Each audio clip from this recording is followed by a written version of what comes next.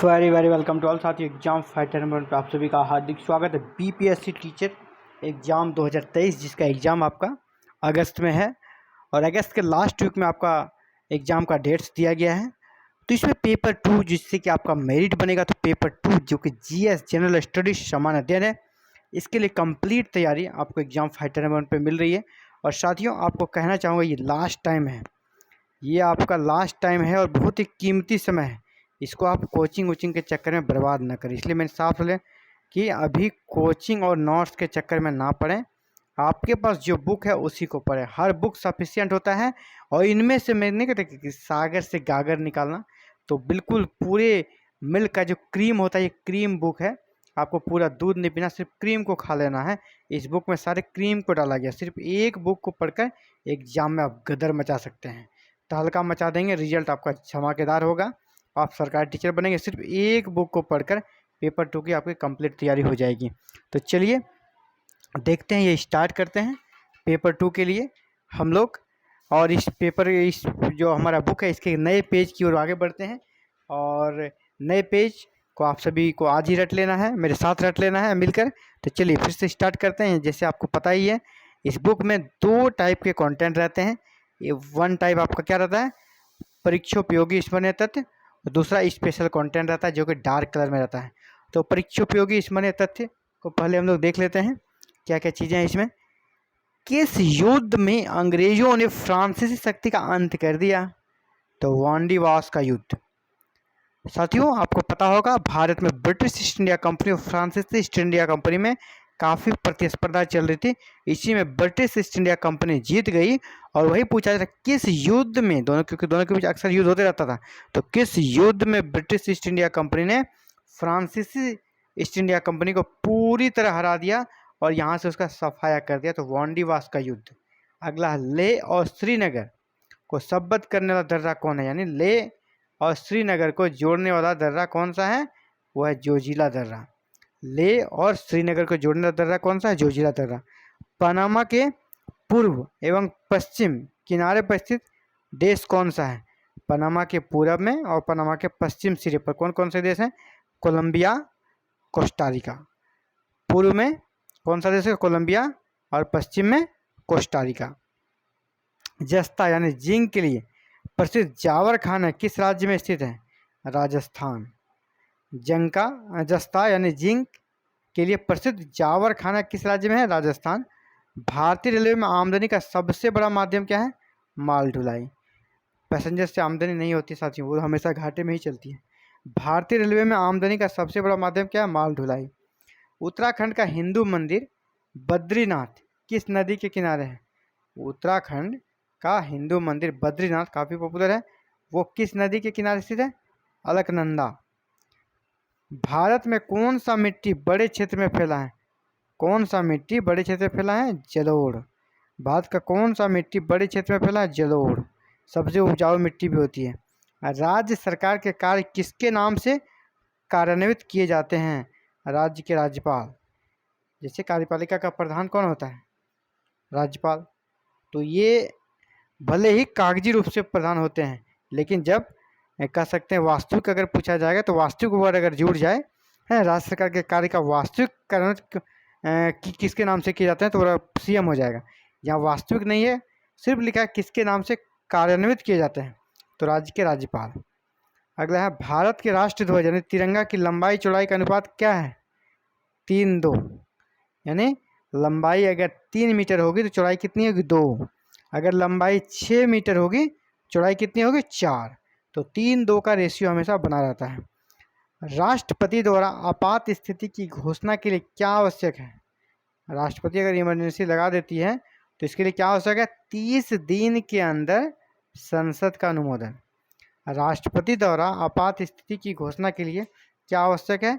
30 दिन के भीतर सदन से यानी संसद से उसका अनुमोदन करना होगा। 5वीं सदी के जन्मे आर्यभट्ट क्यों प्रसिद्ध थे? ये गणितज्ञ थे और खगोल वेता थे, खगोल शास्त्री थे। आर्यभट्ट का सब किस क्षेत्र से संबंधित थे? गणितज्ञ और खगोल शास्त्री। अगला है, पल्लव राजवंश जो है ना, पल्लव राजवंश, उसकी राजधानी कहाँ थी? पल्लव जो कि साउथ इंडिया का महत्वपूर्ण राजवंश था। तो पल्लव की राजधानी कहाँ थी? कांचीपुरम। दिव्य जीवन संघ, दिव्य जीवन संघ के संस्थापक कौन थे? स्वामी शिवानंद। दिव्य जीवन संघ के संस्थापक कौन थे? स्वामी शिवानंद। स्वेज नहर किसको जोड़ती है? भूमध्य सागर और लाल सागर को। स्वेज नहर किसको जोड़ती है? भूमध्य सागर और लाल सागर को। कृष्णराज सागर बांध किस नदी पर है? कावेरी। कृष्णराज सागर बांध किस नदी पर है? कावेरी। 7 पेगोडा के नाम से प्रसिद्ध पत्थर कांट पर बनाए गए मंदिर बांधने वाले कौन थे? 7 पेगोडा के नाम से प्रसिद्ध पत्थर कांट पर बनाए गए मंदिर बांधने वाले कौन थे? पल्लव। भारत में सबसे बड़ा बाघ अभ्यारण्य या रिजर्व कौन सा है? नागार्जुन। बाघ के लिए सबसे बड़ा। भारत में सबसे बड़ा बाघ अभ्यारण्य रिजर्व कौन सा है? नागार्जुन। वैदिक काल में सामाजिक विभाजन का आधार क्या था? वैदिक काल में सामाजिक विभाजन का आधार क्या था? कर्म था, यानी व्यवसाय था। जो जैसा व्यवसाय करेंगे उसकी जो वर्ण व्यवस्था वैसे ही निर्धारित हो जाती थी। कोंकण रेलवे कॉरपोरेशन की स्थापना किसके बीच ब्रॉड गेज रेल लाइन बांधने के लिए की गई? है ना, कोंकण रेलवे कॉरपोरेशन की स्थापना किसके बीच ब्रॉड गेज रेल लाइन बांधने के लिए की गई? तो ये था हमारा रोहा से मंगलोर, रोहा से मैंगलोर। अगला है, किस डच गवर्नर ने अपनी राजधानी पुलिकट से नागपट्टनम कर दी? किस डच गवर्नर ने अपनी राजधानी पुलिकट से नागपट्टनम कर दी? तो वॉन रीडे, वॉन रीडे। दक्षिण भारतीय द्वीपकल्प में द्रविड़ियन पद्धति के एक स्थापत्य और शिल्प का प्रारंभ करने वाले कौन थे? दक्षिण भारतीय द्वीपकल्प में द्रविड़ियन पद्धति के स्थापत्य और शिल्प का प्रारंभ करने वाले कौन थे? पल्लव। आपको पता होना चाहिए कि दक्षिण भारत में जो संस्कृति चलती है वो होती है द्रविड़, जो उत्तर भारत में है वो होता है नागर, और जो बीच में होता है हमारा वो है बेसर, यानी मिडिल इंडिया में मध्य भारत में जो रहता है वो होता है बेसर, उत्तर भारत में नागर और दक्षिण भारत में द्रविड़। तो वही है दक्षिण भारत का है। तो यहाँ पर जो कहा रहा है दक्षिण भारतीय द्वीपकल्प द्रविड़ियन पद्धति स्थापत्य और शिल्प का प्रारंभ करने वाले कौन थे? तो पल्लव, इन्होंने आरंभ किया था। चौथे मैसूर युद्ध में टीपू सुल्तान शहीद हुए, वह किस वर्ष में लड़ा गया था? 1799 में। 1799 में लड़ा गया था। इसमें टीपू वीरगति को प्राप्त हुए। केंद्र सरकार को सबसे अधिक शुद्ध राजस्व कहाँ से मिलता है? केंद्र सरकार को सबसे अधिक शुद्ध राजस्व कहाँ से मिलता है? कस्टम ड्यूटी से, कस्टम ड्यूटी से। भारत के पश्चिमी किनारे पर पांव रखने वाला प्रथम यूरोपीय नाविक किस देश का था? पुर्तगाल का। भारत के पश्चिमी किनारे पर पांव रखने वाला प्रथम यूरोपीय नाविक किस देश का था? पुर्तगाल का। कौन था? वास्को डी गामा था। अगला है, भारतीय जलवायु क्या कहलाती है? भारतीय जलवायु क्या कहलाती है? उपोष्ण कटिबंधीय मानसून। भारतीय जलवायु क्या कहलाती है? उपोष्ण कटिबंधीय मानसून। किस ग्रीक शासक को चंद्रगुप्त मौर्य ने हराया? सेल्यूकस को। किस ग्रीक शासक को चंद्रगुप्त मौर्य ने हराया था? तो सेल्यूकस को। तीसरी दुनिया पद से क्या तात्पर्य है? तीसरी दुनिया पद से क्या तात्पर्य? विकासशील देश। तीसरी दुनिया पद से क्या तात्पर्य है? विकासशील देश। अगला है, भारत का सबसे बड़ा बंदरगाह कौन है? भारत का सबसे बड़ा बंदरगाह कौन सा है? मुंबई बंदरगाह। भारत के किस रेलवे जोन में सबसे अधिक रूट किलोमीटर है? उत्तर रेलवे में। भारत के किस रेलवे जोन में सबसे अधिक रूट किलोमीटर है? उत्तर रेलवे में। दक्षिण भारत के अलवार कौन है?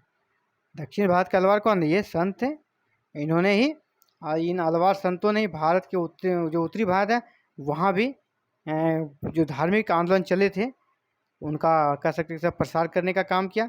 इन्होंने स्टार्ट किया दक्षिण से और बाद में वो उत्तर भारत में भी इसका प्रसार हुआ। दक्षिण भारत के अलवार कौन थे? ये संत थे। आपसे नैनार भी होता है, एक दूसरा टर्म आपसे कभी कभी नैनार पूछ दिया जाएगा। नैनार कौन थे? ये भी संत थे। और अलवार वाले किसके थे? विष्णु के। ये जो अलवार संत थे ये विष्णु के उपासक होते थे और नैनार जो होते थे वो शिव के उपासक होते थे। बस अंतर यही है, हिंदू धर्म से संबंधित थे।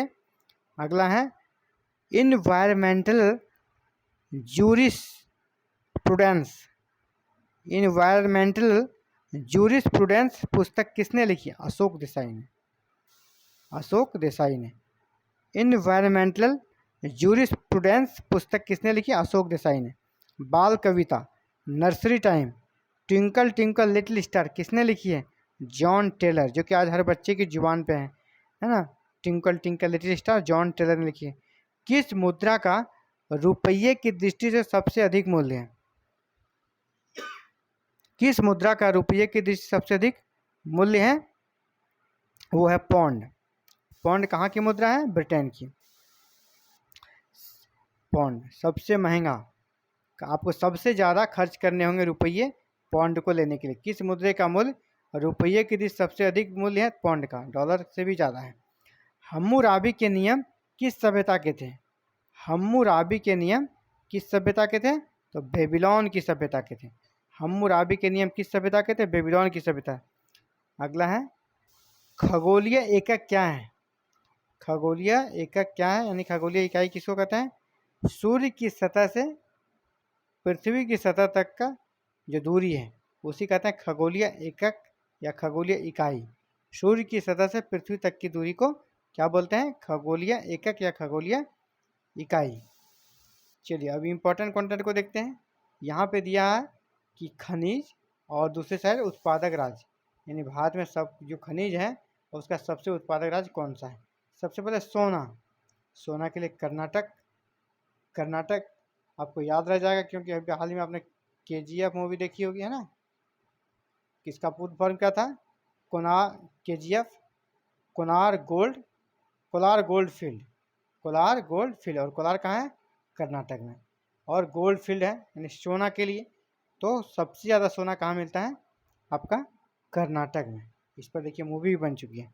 अगला चांदी जिप्सम, राजस्थान। सबसे ज़्यादा चांदी और सबसे ज़्यादा जिप्सम कहाँ से मिलता है? राजस्थान से।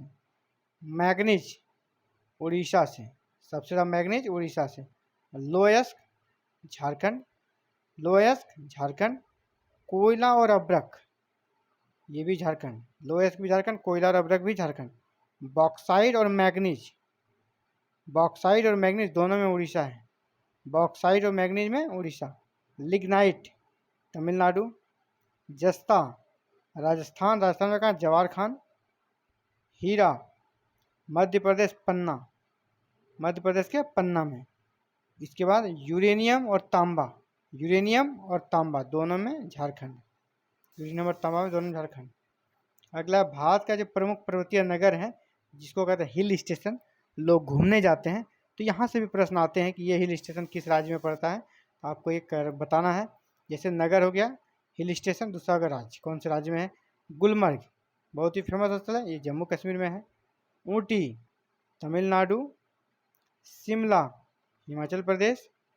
पहलगांव जम्मू कश्मीर। दार्जिलिंग पश्चिम बंगाल। कोडाई कनाल तमिलनाडु। लैंसडाउन उत्तराखंड। डलहौजी हिमाचल प्रदेश। मसूरी उत्तराखंड। नैनीताल उत्तराखंड। कसौली हिमाचल प्रदेश।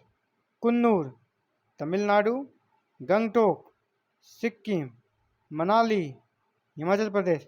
रानीखेत उत्तराखंड। रांची झारखंड। श्रीनगर जम्मू कश्मीर। इसके अलावा भुवाली उत्तराखंड, भुवाली उत्तराखंड। शिलांग मेघालय। सोलन हिमाचल प्रदेश। नंदी हिल्स कर्नाटक। महाबलेश्वर महाराष्ट्र। कुल्लू घाटी हिमाचल प्रदेश। धर्मशाला हिमाचल प्रदेश। माउंट आबू राजस्थान। मन्नार केरल। पंचमढ़ी मध्य प्रदेश। पेरियार केरल। मंडी हिमाचल प्रदेश। लोनावाला महाराष्ट्र। खंडाला महाराष्ट्र। तो ये था साथियों आज के इम्पोर्टेंट कंटेंट आप सभी के लिए, और उम्मीद करता हूँ इसे आज आप ही रटने का प्रयास करेंगे, आज ही इसको याद कर लेंगे ताकि कल आपको जो अगली क्लासेस मिले आप उसमें फिर से आगे बढ़ सकें, आपको पीछे मुड़ने की जरूरत ना पड़े। Thank you very very much for watching this video और connecting to exam fighter number 1। आप भी अगर BPSC टीचर एग्जाम का फॉर्म भरे हुए पेपर 2 की कंप्लीट तैयारी चाहते हैं तो हमारे साथ जुड़ सकते हैं। जुड़ने के लिए एक ही हमारे चैनल को सब्सक्राइब करें, बेल आइकन को प्रेस करें, ऑल बटन को क्लिक करें ताकि आने वाले सभी क्लासेस की वीडियो की नोटिफिकेशन आपको शॉर्ट समय मिल सके। इसके साथ ही अगर आपने प्रीवियस क्लासेस को नहीं देखा है तो हमारे प्लेलिस्ट में जाकर आप Bihar teacher vacancy classes type करें और वहाँ पर आपको प्रीवियस सारे क्लासेस मिल जाएंगे बिल्कुल मुफ्त में। थैंक यू, धन्यवाद।